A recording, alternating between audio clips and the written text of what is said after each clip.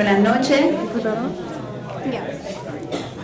My name is Mayra Torres, and I'm the Assistant Director here at el Centro de Estudios Puertorriqueño, and I thank you for being here tonight, where we will pay tribute and recognize 7 cultural organizations and 1 community leader who have worked immensely to preserve the Puerto Rican culture, history, and art in New York City. We honor them not only as Puerto Ricans who have made a difference in our community, but for another very special reason. They have agreed to contribute their papers and other memorabilia to the Centro Archives. By virtue of what they've done, they've become part of our history, the history of the stateside Puerto Ricans, a community that is unique, vibrant, and that needs to be acknowledged and remembered. So allow me to introduce the Director of the Center for Puerto Rican Studies, Dr. Edwin Melendez.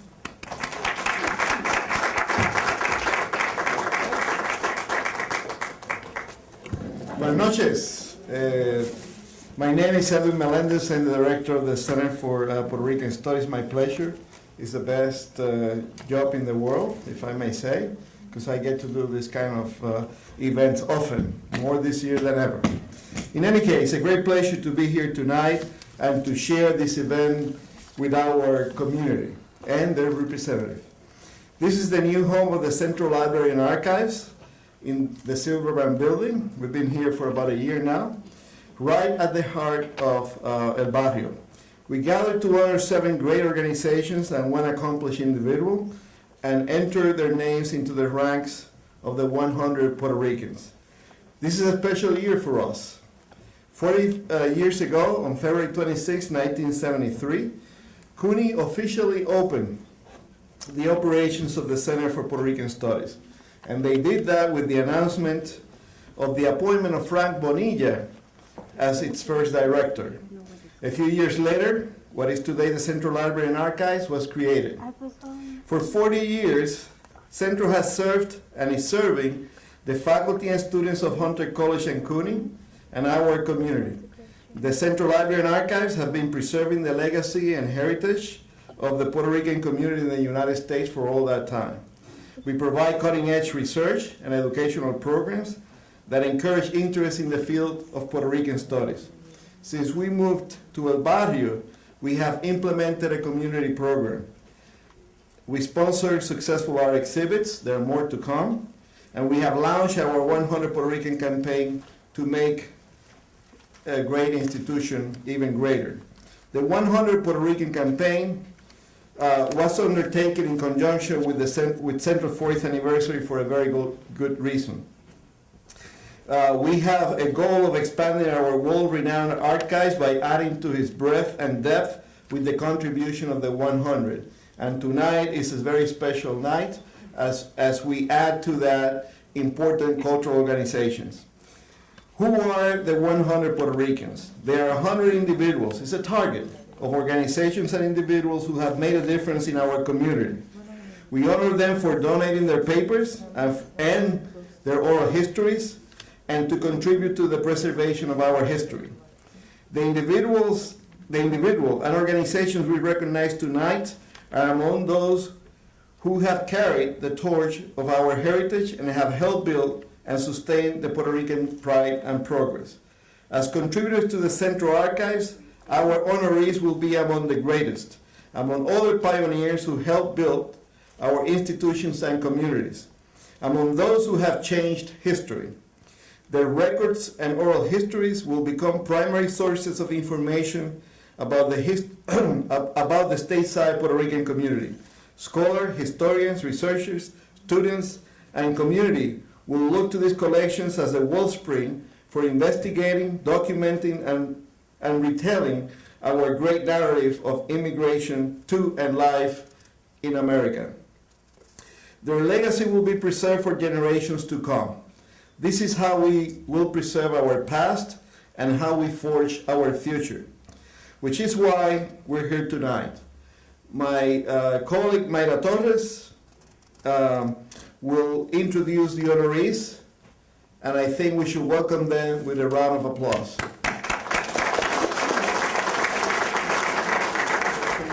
My name is Alberto Hernandez. Buenas noches, good evening. I'm very excited to be here because I know most of you since I came to New York 4 years ago. It's going to be 5 years, September 1st, that I came to Centro. It's the first time I really work with the community in the United States. I've been everywhere. My family can testify, they're here. I'm not in the military, but every 7 years I get an itch and I move.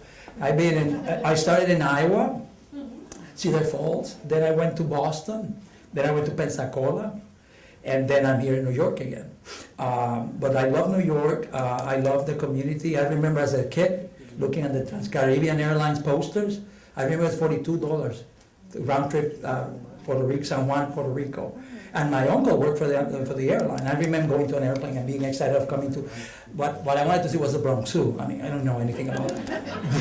That's what I wanted to see. So all my life I've been dreaming to be coming to New York. So 4.5 years ago when Sarah Melendez asked me if I was interested to work in the Puerto Rican Center, I said, of course, what can I do? Why is it important to preserve our culture? In our modern world, culture is one of the most significant traits of human phenomena that cannot be attributed to DNA or genetic inheritance.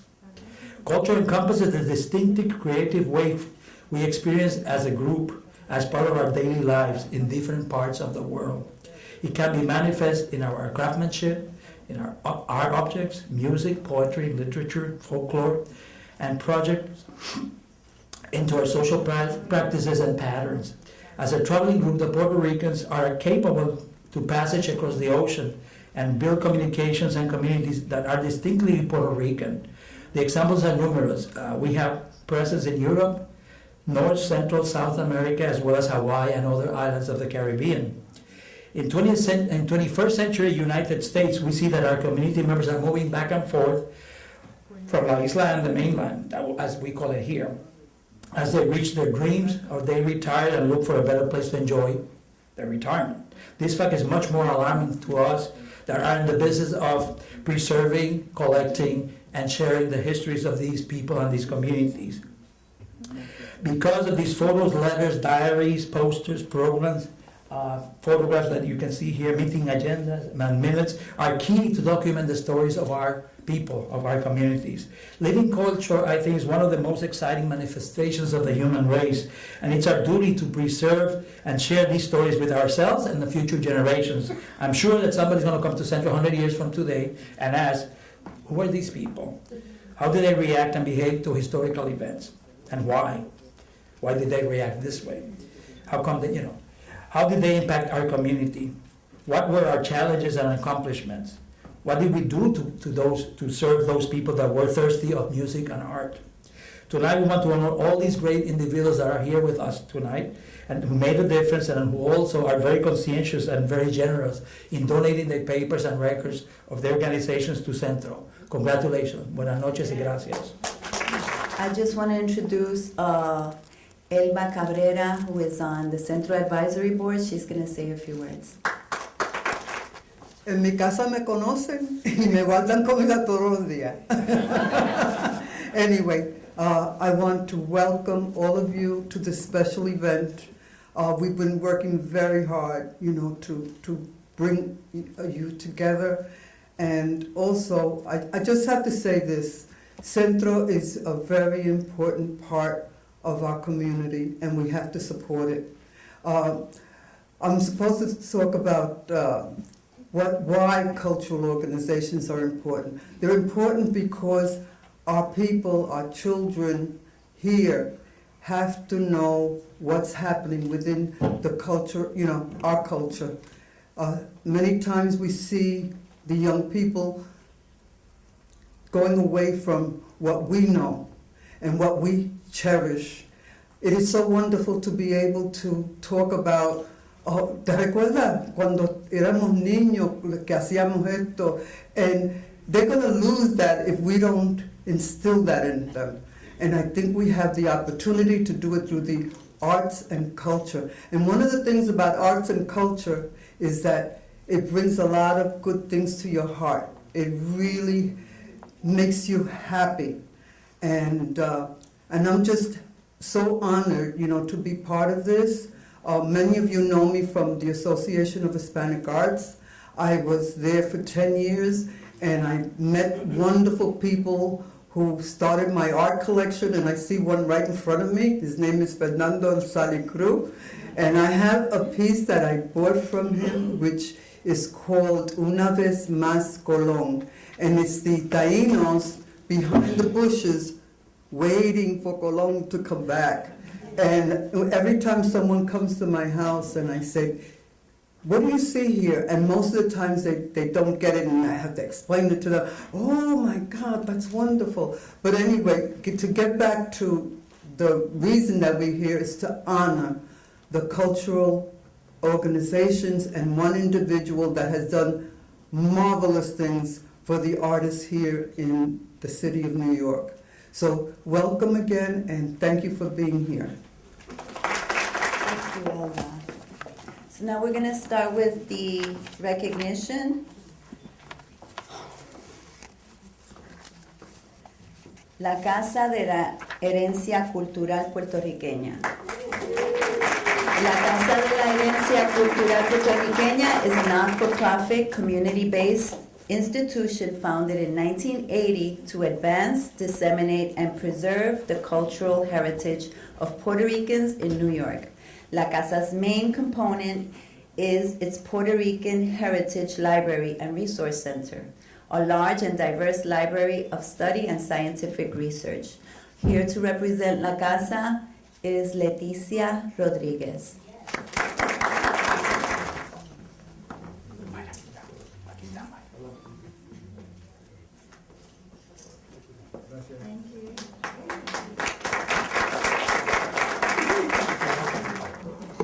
Buenas noches, me llamo Leticia Rodriguez, para los que no me conocen.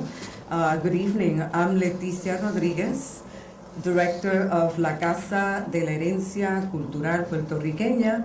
Estoy aquí con miembros de la Junta, el copresidente, el señor Edward Flores. I'm here with Mr. Edward Flores, co-president of La Casa. Our financial officer, Mr. Carlos Pereira, and our vice president, la señora Damaris Méndez Ortega.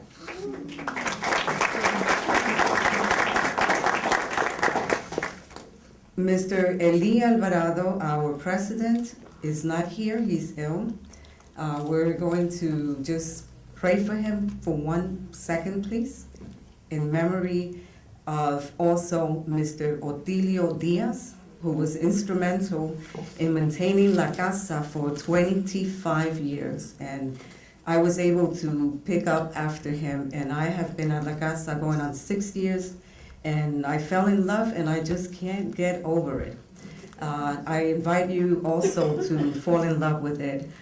For me, this is a great honor to be honored for La Casa, as well as myself personally, because as a Puerto Rican woman, to be doing what I like and to be speaking, promoting, preserving my own culture is the greatest honor on earth.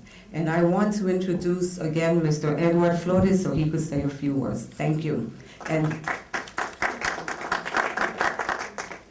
I also want to thank Dr. Melendez, Dr. Hernandez, the advisory board of Centro, and Provost Rab for also supporting this event, as well as Center for Puerto Rican Studies. We all have to thank you so much, and congratulations to all the honorees. Thank you.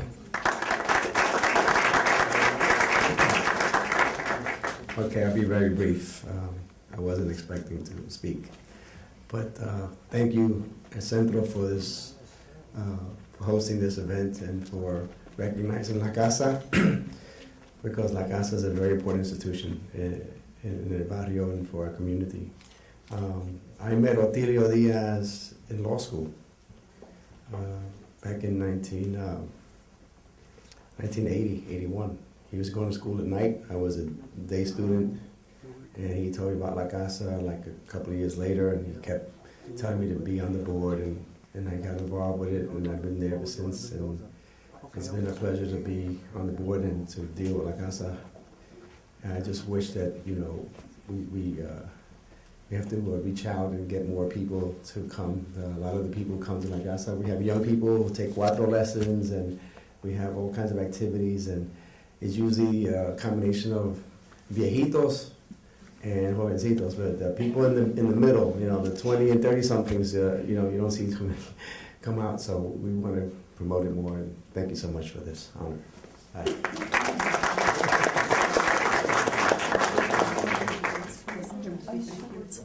Hola, yo me llamo Damaris Mendez Ortega, and I have been with La Casa for the past 25 years, and I knew Otilio, and he was the one who brought me on board. And I am so excited to see everyone here. I am so excited to see that there's organizations that are out there, that are working, that are, we need to come together. We need to support each other.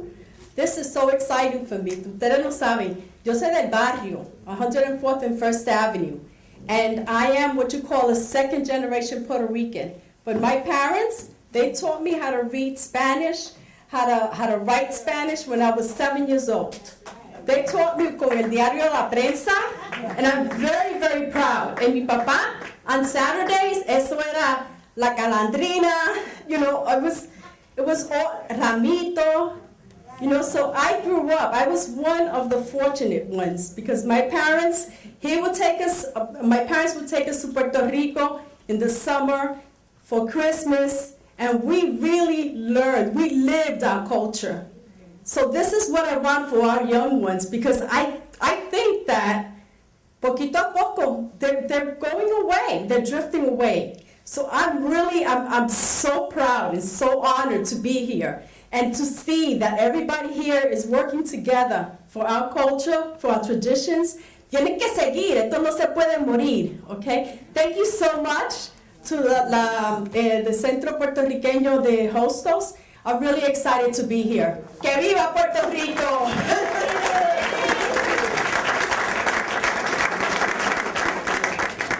Lastly, but most importantly, thank you, Maida, and all the personnel that made this event possible. Thank you. Congratulations. Our next organization, Charas. For the sake of time, I'm only reading a little bit, but you have the bios in the program, okay? Charas is one of the oldest and most respected grassroots community development organizations in New York City's Puerto Rican community and in the Lower East Side. In recent years, Charas has co-produced 9 mosaic murals in schools, community centers, and businesses with artistic director Juan Carlos Pinto. Charas provides a supportive cultural platform for people from all backgrounds to work together, express themselves creatively, and develop their skills and identities while addressing social issues constructively. Here today with us for Charas is Mr. Carlos Chino Garcia, the president.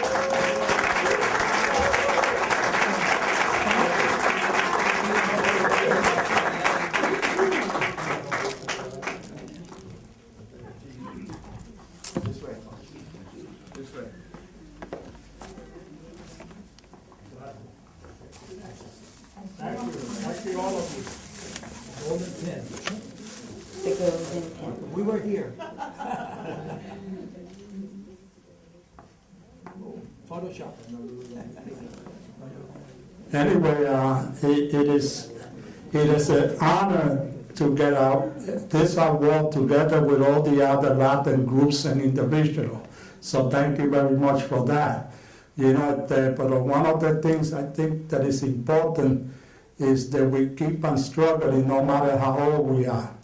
You know, we still got comrades in the movement that they are in the 80s, you know, and a couple of them in the 90s. One of my friends is Lucy from Venezuela, and to this day, you know, I met her in the early 60s, And to this day, in her 80s, she's still kicking and she's still very active. You know, so it's important that we continue the struggle with young people and the older people. But it's important to note that when Charas started in the early 60s, you know, we was called before the Assassins and the Dragons, you know, and we were serious about being that part of the community. Then I think we realized that we were being ridiculous, and we decided to use our movement and the organization, as many as possible, to start organizing in the community. And we worked in many communities throughout the United States, not only the Lower East Side. The Lower East Side always been a base, but we work with Puerto Ricans in San Francisco, in Chicago, in the Bronx, aquí en el barrio. You know, here in Harlem, our director of Harlem era Angelo Giordandi, that he grew up here in Harlem. You know, and we really did a lot of stuff that I cannot even remember everything that we did. And I remember the other day, Harvin from here, a photographer from East Harlem, reminded me that we started doing work here in 1964. And I said, damn, more than that long ago? Se me olvidó los días. And he told me, no, that you got down on Badillo, when Badillo was, with Mayor Wagner, I think. And basically, we've been around for a long time, and it's impossible to remember, but it's important the institution like this one, the Center for Puerto Rican Studies, recall our history.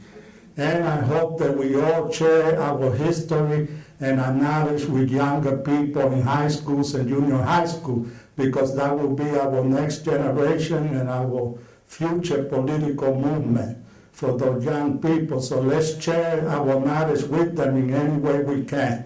Okay, so if it's possible, we should take that more serious, working with younger people. And I really want to close by saying that throughout our history, we move a lot of people, simple people from a simple corner, and a lot of our brothers and sisters became famous people like Louis Guzman, in theater, and other people that became very well known as psychologists, professors, etc., etc. And I'm very proud of a lot of those people. And I hope we keep on developing more and more people like that. Thank you very much. Please, what does Charas stands for? Oh, Because most people, I'm sure, don't know. Yeah. That story. Yeah, from the Assassins, we decided to change our name to the Real Grace Society, which it was a takeoff on President Johnson's Grace Society. And then after the president left office, we decided to change it to Charas. And basically, the leadership that was in the room, we took the first name of everybody in the room, the first initial, and we mixed it together, and somehow the name Charas came out, and that's what we decided to call ourselves. And we're still kicking, okay? Thank you very much. And I hopefully, I hope you all come and see some of the projects that we're still doing in Brooklyn and the Bronx, okay, and the Lower East Side. Take care.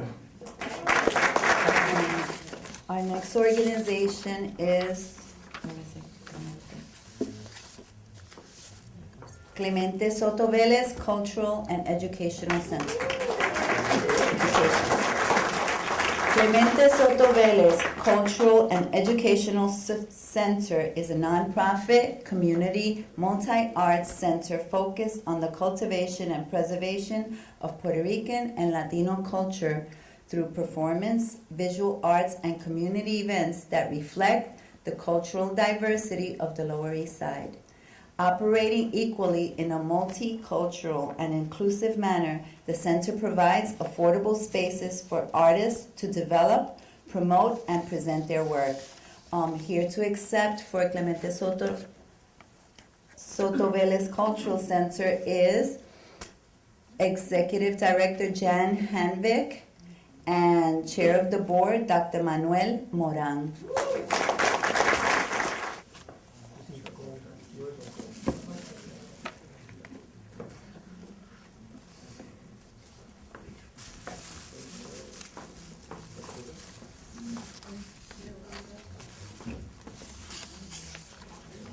Buenas noches. Good evening. My name is Manuel Moran. I'm the chair of the board of the Clemente Soto Vélez.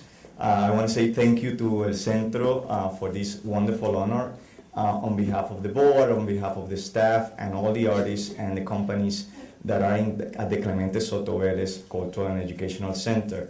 Many people call us CSV, and we've been fighting for the past years trying to tell people we're not CSV, we're Clemente Soto Vélez. We're not the pharmacy, because people think we're CVS, CSV, you know. So I am asking all of you to help us promote that the Clemente Soto Vélez is called the Clemente. We're calling it now the Clemente because we are actually paying honor to this wonderful Puertorriqueño, Clemente Soto Vélez, and sharing his story and his and preserving his legacy to the work that we do there. We have more than 10 nonprofits in the center. We have over 65 artists in the building, not only Puerto Rican, but Puerto Rican, Latinos, and from many different ethnicities. We also have 4 theaters, 3 galleries. It's a wonderful place. The city has invested over $20 million in the renovation, and you have to come see it. It's beautiful. We finally took off the scaffolding after 18 years, and the building is just unbelievable, beautiful. We're home to Teatro La Tea, one of the most important cultural institutions in the city, theater institutions, to Ola, to Felt, to my theater, Teatro Sea, which is the only Latino children's theater in the United States. We're really trying to preserve our heritage and our culture and to share it with young audiences and with the whole community, with everybody. And we have a wonderful executive director. He's not Puerto Rican, but he's a Soto Rican. Soto Rican, yes. And his name is Jan Hanvik, and we're so proud and we're happy that he have embraced our culture and helping us move forward the mission of the Clemente Soto Vélez.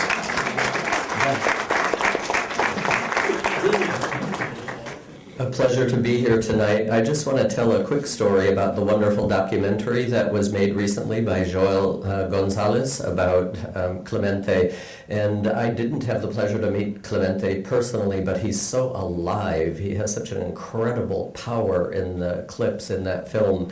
And we have been having a series of town hall meetings to find out how the center can grow with the city funding that Manuel mentioned. And there was one person, not Puerto Rican obviously, who said, people don't know who Clemente Soto Vélez was, so why not give it a contemporary name, like the PS 160 Cultural Center?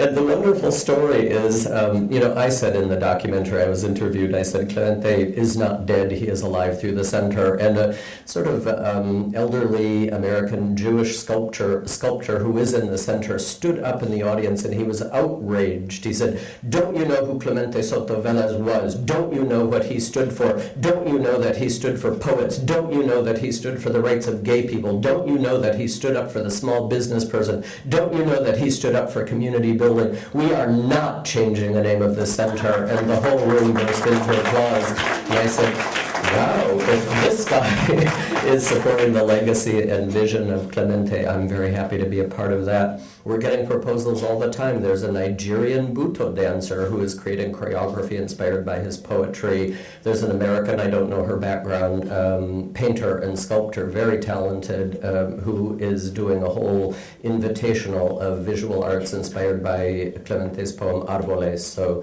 I say he's not alive, he's not dead, he is alive through the activities of the center. And as Manuel said, come and visit us, but bring your sneakers because there's a lot of stairs. So Yes. thank you so much. I didn't bring my notes, but I cannot forget to mention and to thank Ed Vega, a visionary. Let's give him a hand. Yes. A visionary. He was one of the founders, along with Nelson Landru, who's from Uruguay, and a Dominican, Mateo Gomez. The three of them founded the Clemente Soto Vélez, and they, without the work that they did, we would not be there, and we would not have a Clemente Soto Vélez, a wonderful, beautiful a multicultural center and Puerto Rican cultural center. So thank you, Ed Vega, thank you to the founders, thank you to all the executive directors and the people who have been there, Leticia being one of them. We have many people who have been board members in the past. Thank you to all of you. Because of you and the work and the lucha that we all put into this, we have preserved this place for the city, for our community, and for the Puerto Ricans. Thank you so much. Our next organization, dear to my heart, Comité Noviembre. For the past 27 years, Comité Noviembre has celebrated Puerto Rican Heritage Month in this country. Comité Noviembre is a nonprofit organization dedicated to commemorating and acknowledging the contributions Puerto Ricans have made to this city, state, and nation. Comité Noviembre is composed of 10 of the oldest and most prestigious Puerto Rican organizations in the country. Aspira of New York, el Museo del Barrio, Eugenio María de Hostos, el Centro de Estudios Puertorriqueños, el Puente, the Institute for Puerto Rican Hispanic Elderly, Latino Justice, PRODEF, the National Institute for Latino Policy, the National Congress for Puerto Rican Rights, Justice Committee, Puerto Rico Federal Affairs Administration, and la Fundación Nacional para la Cultura Popular in Puerto Rico. Here to accept the award for Comité Noviembre is the president of Comité Noviembre, Ms. Teresa Santiago.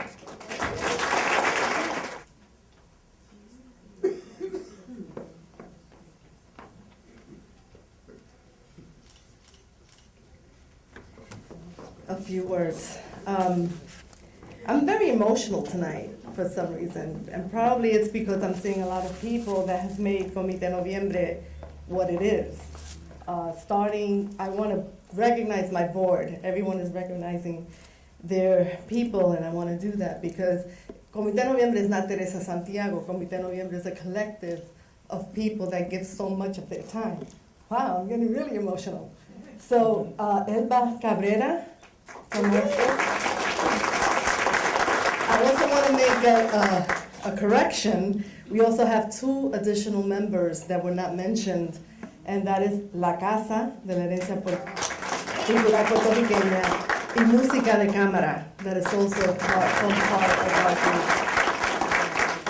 So Elba, if you would stand, please. Leticia Rodriguez, Alicia Rodriguez, Lourdes Torres from Hostos Community College, Luis Cordero, Eva de la O. I wish to thank you, Eva, for being here. Eva de la O. Brenda Torres from Puerto Rico Federal Affairs Administration. And I want to acknowledge our founding member, who is here, that it was her vision that Comité Noviembre was started, and that's Elizabeth Colon. So, thank you. And that was the vision. The vision of Comité Noviembre was, we need to preserve our culture. We need to tell our young people who we are, where we came from, and do it in a way that was constructive, that was living, that they were living every day. We started our first theme. We needed a representation on the Board of Education, which our first member, Puerto Rican member, is in the audience, Dr. Reyes. Okay, there was a fight going on in our communities, and we chose to use culture to bring that out, to bring those social issues out, and we continue to do that. Another thing, I was looking through my things today, and one of the things that came out was, I don't know if many of you know, but Viva Magazine, because of Elizabeth Colon and because of other members of our community like Manny Mirabal, went to the Daily News and said, look, there's a huge population here, Puerto Ricans, and you need to do something for us. And we have it. We have it. Okay. So those are things that the archives of El Centro are going to preserve for future generations. And it is just, it overwhelms me because we need a lot of work to do. We think about 27 years ago, we're still fighting the same battles. And in culture, and the first thing to go in funding is cultural organizations. There's no money for them. So we need to make it our responsibility to preserve our culture. And one of the ways is by supporting El Centro de Estudio Puertorriqueño and their project, 100 Puerto Ricans. We have to give to them. We have to open our pockets and we have to give to them and make sure that our culture, we take ownership of it and we preserve it because it's ours. We can't let anybody else do it for us. So with that note, thank you so much. Emmanuel Dominguez, one of our wonderful, wonderful artists that, how many, three posters you did for us? Okay, so thank you so much for this honor. I will wear this pin with honor, and I will try to get money from everybody to support, and thank you so very, very much. Excellent, thank you. And for all of those who donate, you also get a pin, but in silver, not in gold. Our next organization is the Center for Arts and Culture at Hostos Community College.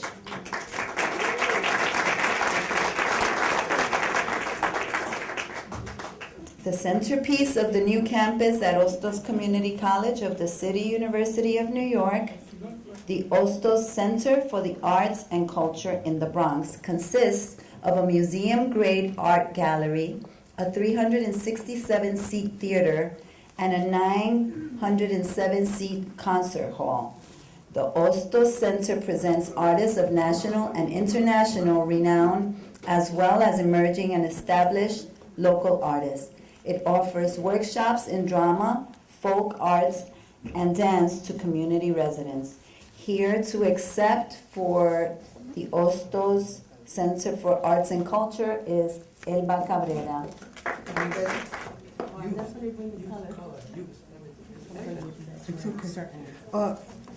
Where are you, Felix? First of all, Wally Edgecombe was supposed to be here, but unfortunately he got sick and he can't be here.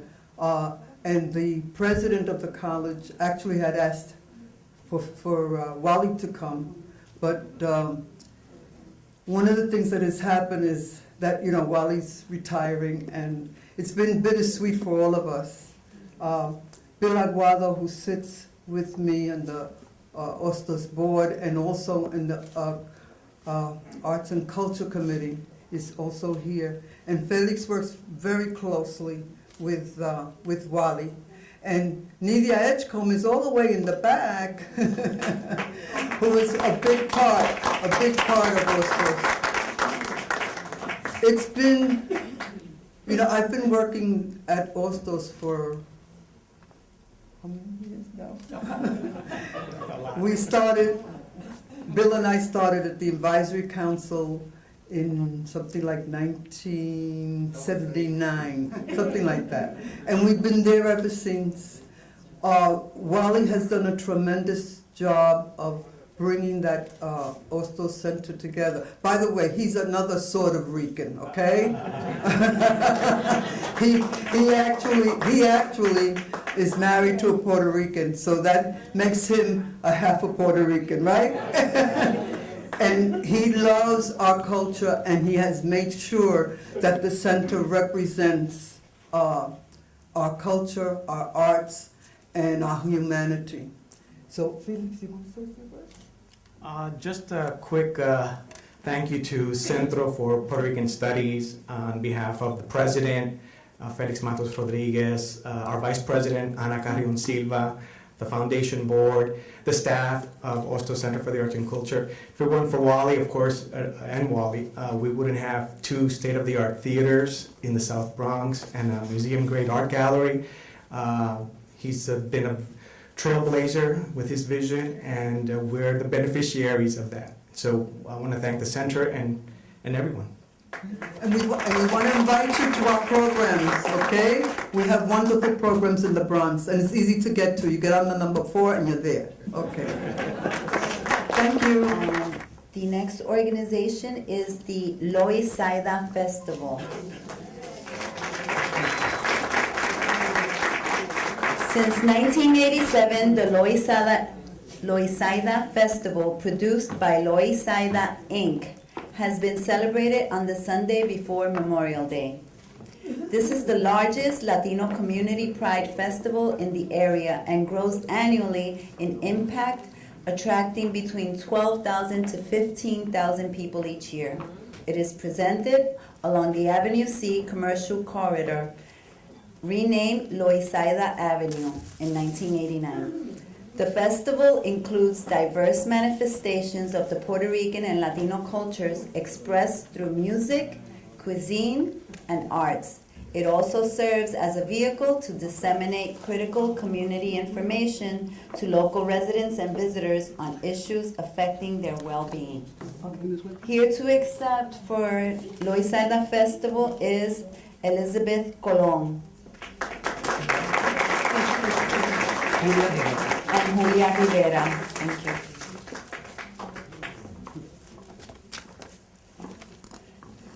Thank you so much for this honor. I am delighted to be here. Gracias a Dios porque en el 2007, Loisaida was evicted from its home of 30 years. Y si no hubiese sido por la comunidad, el apoyo de la comunidad puertorriqueña y de nuestros amigos, porque el Bajo Manhattan es una comunidad diversa. Y gracias a Dios y a la comunidad y el apoyo, el coraje de la comunidad, la visión de sus líderes, que hoy yo estoy aquí aceptando este honor para Loisaida Festival. Loisaida Festival se originó en el 1987, pero Loisaida Inc. fue creado en el 1978. La ola, después del Real Great Society, que antes de eso el War on Poverty, en el Bajo Manhattan había 26 organizaciones puertorriqueñas. 26 organizaciones puertorriqueñas. Y ahora quizás tenemos 2 o 3.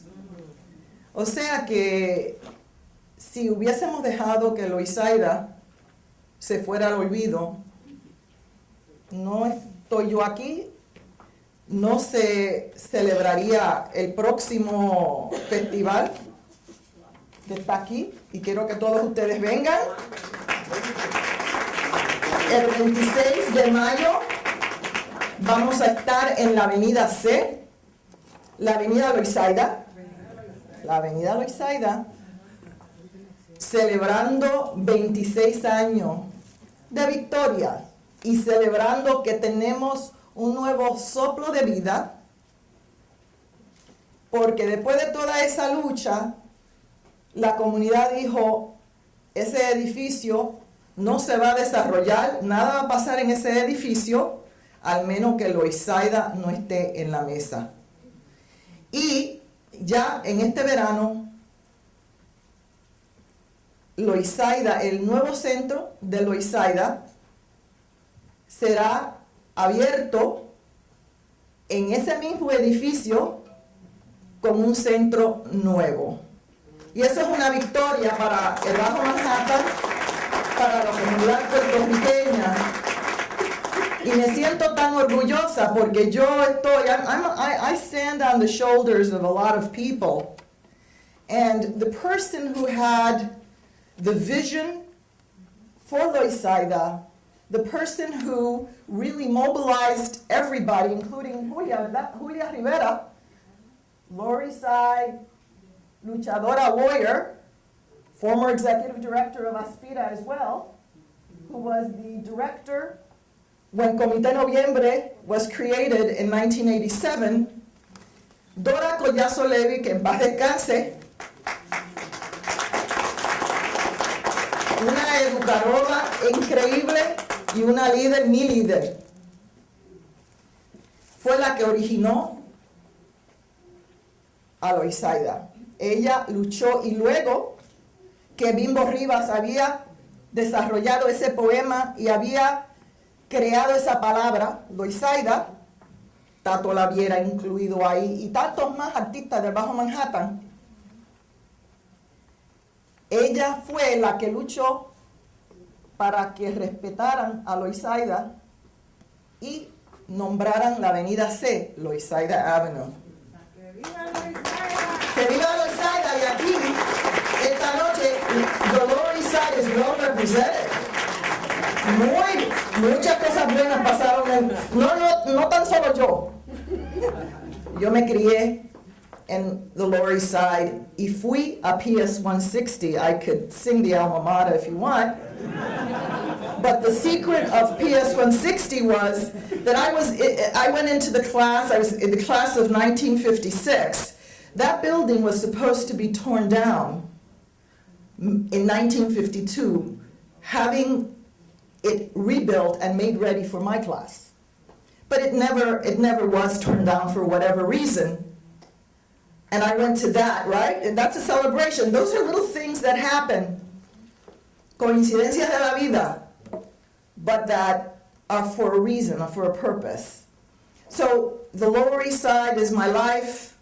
I've done many other things. People here have said certain things about that, but my heart is in my community in the Lower East Side, and I want to acknowledge Maria Dominguez, who besides being an incredible artist, is from the Lower East Side, and I went to junior high school with her, too, to boot. Junior high school 22, another alma mater.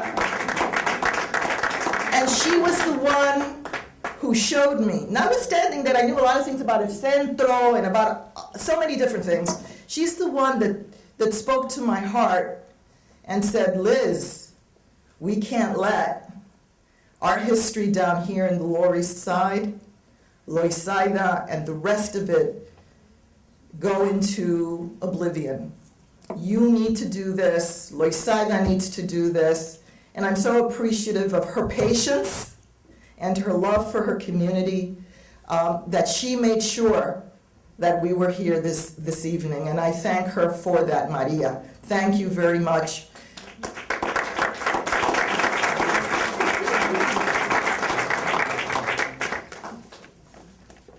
Thank you for your attention, and I apologize for the little bit of time that I took, but as Terry said, and I'm very proud of Terry and what she has done for Comité Noviembre is incredible. I am emotional tonight, and I am not that way usually. But I want to thank you all. God bless you all.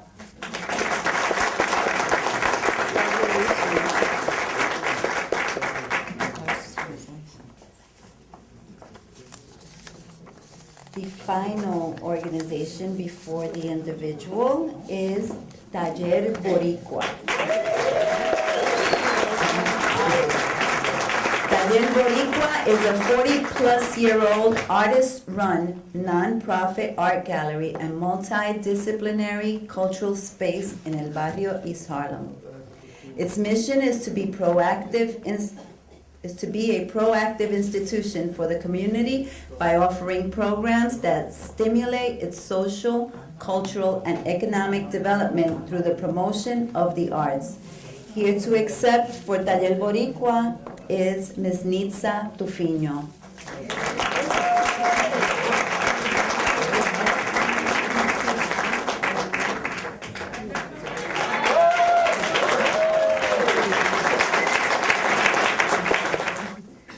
We are still here and we will continue to be here. It's been very, very hard. It's been 40 years. We're planning to have our 50th years celebration en el Museo de Puerto Rico, en Puerto Rico, con una exhibición sobre el Taller Boricua, la historia del New Yorican. Nosotros, our trajectory comes from our mentors from Puerto Rico that did el Centro de Arte, Estudio 17, Galería Campeche, el Instituto de Cultura, toda esa organization, Divetco, especially Carlos Osorio and mi padre Rafael Trufiño. During the 60s, they were here back and forth in la Aguado area and in El Barrio and also in Loisaida. And they got together with some other young artists, Marcos, Adrián Garcia, Fernando Salicru, myself, because I was his daughter. I was invited to be in El Taller by Manuel Otero when I was coming back from school in Mexico. So I was the first woman to be in El Taller. Also coming out of the Real Great Society, which was in El Barrio with Harry Quintana, Perry, there was a couple of architects. Sintron knows about that. The times of the Young Lords. We did our fights with the Young Lords by doing posters for them. Remember Julio Roldan and Tito? We did all of those things when we were housed in 111. We were squatters at that time. Real Great Society had left, and El Taller Boricua was there. Many times we were broken into by the CIA and FBI because they were looking for arms, and they would break the floors and stuff like that. But we always had a good laugh, like Carlos Osorio. And my father said, well, they will never find arms here. They will only find almas. So that's why we came over there, Taller Boricua, Alma Boricua. Fernando has been one of the strongholds in El Taller with the administration and the vision of creating housing for artists and making sure, because before we used to be like the gypsies. We were moving from place to place, continue to doing the work, but we were not really in a real space where we could do the work. So Fernando was really the one in charge of doing that. And Marcos did most of the exhibit. I did most of the educational packages and murals and things like that. And that's how we were able to push the taller ahead.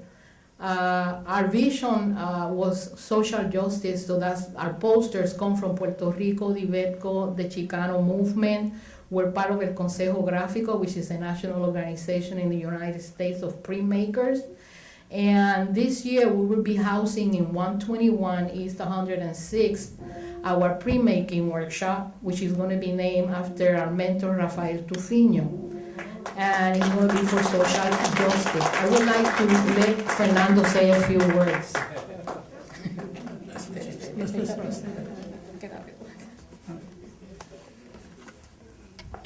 It's an honor to be here today and to see so many faces that I've actually worked with or seen practically all my life. As you all know, this is a lifestyle that we share.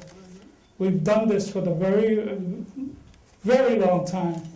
And as I look around, I see over 43 years of being around people that have been very active in the community and have been concerned about the cultural programs, and I'm glad to be a member of that particular club with you guys.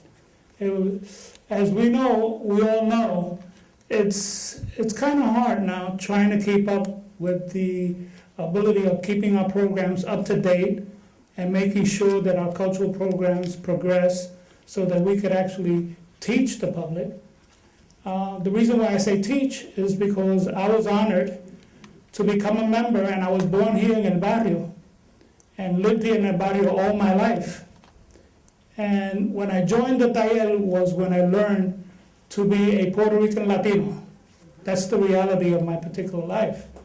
I learned it from honorable people, honorable persons that were so devoted to their culture and their form of believing in culture that it's embedded in you. And I know that it's part of your life also, and it's part of the way you feel about our aggression towards that particular goal. So I'm glad to be a member of that particular club with you guys. Thank you very much. Resident of the Riverdale section of the Bronx, served as executive director of the Bronx Council on, I'm getting a little hungry, sorry. Bronx Council on the Arts. After 28 years at the helm, he stepped down in 2009.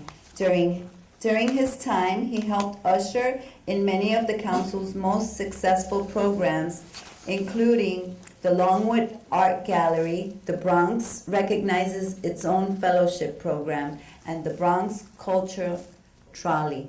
Please join me in welcoming Mr. William Aguado.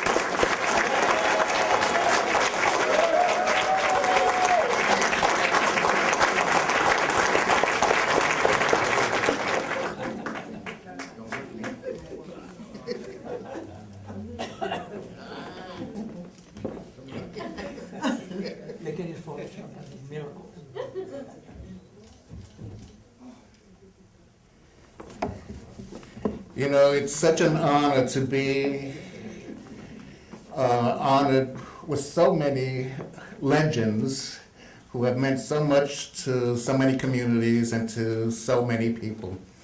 And I like honoring our cultural organizations, and I took that as a statement about my weight, because I'm as big, so I must be as big as a cultural organization. But I do want to, you know, just listening to everyone here brought back a lot of memories. It's a timeline in my life involved in education and culture. It begins in the Lower East Side with Chino when we fought the UFT for Luis Fuentes in the school decentralization, and we had to kick the asses of the JDL that came in to break up our meetings. Then it moves along to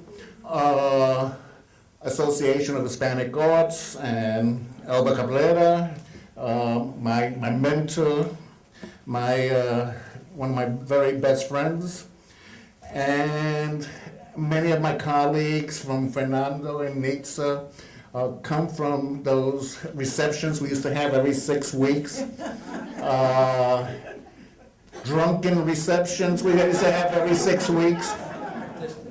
And it was always guaranteed an argument, a fierce, loud, cursing argument between Manny Vega and myself every 6 weeks. And then it goes on to, you see, where else do I go? I mean, there's certainly, and I'm not going to forget those, what do you call those dome things that you had on? Those geodesic domes that you had. I could never understand it. And when you explained it, I still didn't understand it. Then it was also Hostos Community College. The truth is, I'm not as old as Eugenia Maria de Hostos, but there are times I feel I am. I work closely with Wally Edgecombe there. I raised the money to bring the great poet Soto Vélez to be part of a special poetry program with Braithwaite from one of the West Indian islands, and the poet laureate, which I forget, from Santo Domingo. So we had, that's the type of operation that we had. But I do want to speak about the importance of memories, the importance of legacies, the importance of where we came from, and how do we preserve it. As important as the Centro is, and I'm grateful for this award, for all the work you've done over the years, and many wonderful receptions and hangovers I've had from those receptions as well. It's not enough to have these events, these archives here. We need to have, for example, in the Bronx, we have Casa Amadeo. It will eventually come here, but it's a memory of our history in the Bronx, the South Bronx. And before that, 52 people, all the wonderful artists that have come through us, yet it can't be housed here alone. It has to be housed at Hostos or other historic places, so the people in our communities can enjoy it. Not just the Puerto Rican people come here and research, not just the academics, but we need the people, our children, our community to go to the Lower East Side and see what existed there and why it existed and why I got a bump in my head thanks to Chino over here. And I do say that I spent close to 30 some odd years with the Bronx, over 30 some odd years with the Bronx Council on the Arts, and it was an incredible experience. But it taught me a lesson, and one that I think is the most important: money in the hands of artists. Money in the hands of artists. Unfortunately, whatever abysmal funding that we receive goes to organizations. One hundredth of that trickles down to the artist. The organizations, the museums would not be in existence without the artists and groups of artists that work together, like my buddies up front here. So what I'm saying is that my proudest moment was when I created the BRIO program at the Bronx Council on the Arts. We now give out 25 awards, fellowships of $3,000 to Bronx artists.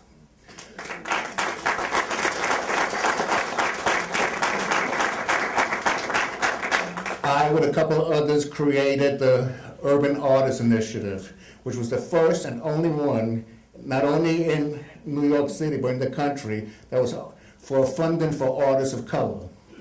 And because I was a driving force behind it, 1/3 of the money went to the Latino without any compromise to that, or 1/3 to the African American and 1/3 to the Asian. And even though there were attempts to say, well, let's only fund the best, my attitude is that we are the best. So every year, 1/3 of the funding went to Puerto Rican, Latino artists in the Bronx, Manhattan, Lower East Side, Queens, Brooklyn. I don't know if we had anybody in Staten Island, but yet it just wasn't about support of the artists. It was about the artist who comes from the community and reflects the values of the community. The organizations, the cultural organizations, are the caretakers, but the ones that deliver are the artists. The ones who are the advocates are the artists. You know, and as a proud Puerto Rican, I've been called upon many times to take very unpopular stands.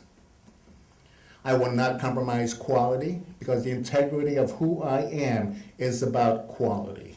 We cannot compromise that. I managed to insert myself where many others couldn't insert themselves, and I don't apologize to it. But when the president of the Metropolitan Museum, Bill Lewis, in the mid-90s, calls me and says, I have a situation, we had to eject a parent and a child because the child wouldn't give up his Puerto Rican flag because he was going into the bathroom. And they said, what should I do? And I said, you apologize, and you apologize. I wouldn't mess with your flag, right? Then don't mess with my flag. But I also believe in money, giving back some of our money to our community.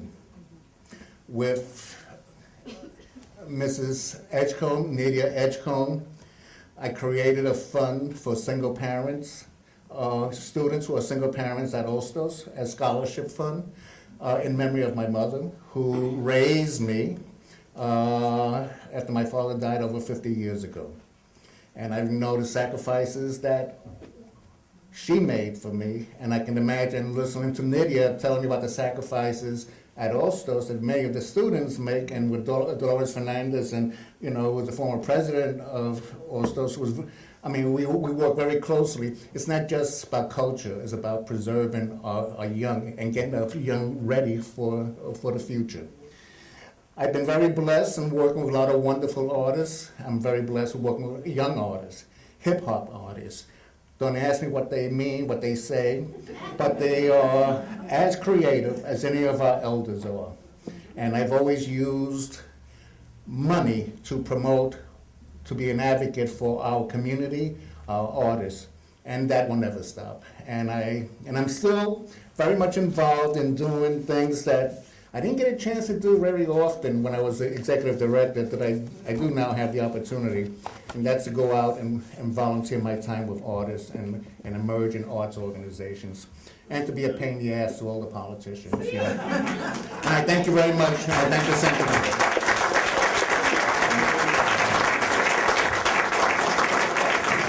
Well, folks, we're coming to an end, but not before I thank you all for coming tonight, especially those of you who are donating your papers to the Central Archives. And the question that comes up in your mind is, what's going to happen next? What's going to happen next is that for the 50th anniversary of Centro, the average age in this room should be more closer to the 20s and 30s than what it is tonight. That's what comes next. That this heritage that we have collected tonight is transformed into educational products that reach our young people. Educational products that you see a sample outside, the posters that we put together, where all the collections that we currently have some representation in those posters. To tell people, here is the data that you need to educate younger generations. Come and do it. We have also created special exhibits like the Puerto Ricans now in Puerto Rico. We're going to have a couple of books coming out for Helena Valentin, for Puerto Rican, we have videos for Clemente Soto Vélez, for Puerto Rican, and so forth. We're creating educational products that can be adapted to college kids, to high school kids, and even intermediate kids. Hopefully we'll get to the children with puppetry from Puerto Rican, and we have a project to talk about. In other words, there is a lot to be done. Let's start by collecting your papers. You still haven't given it to us, okay? This is an IOU, and that IOU comes with oral history from the leadership of your organizations that are going to narrate, and those oral histories and those documents are going to digitize, and they're going to be searchable through the internet so that any kid in high school can draw upon that data to make a story about their heritage and their culture. And with that, we have food outside. Let's celebrate. Thank you. Last word, I want to thank my colleagues who put all this together. Our director, Mayra, Rosalie, and Evelyn in the back. If you have a chance, give them a hug too. Thank you.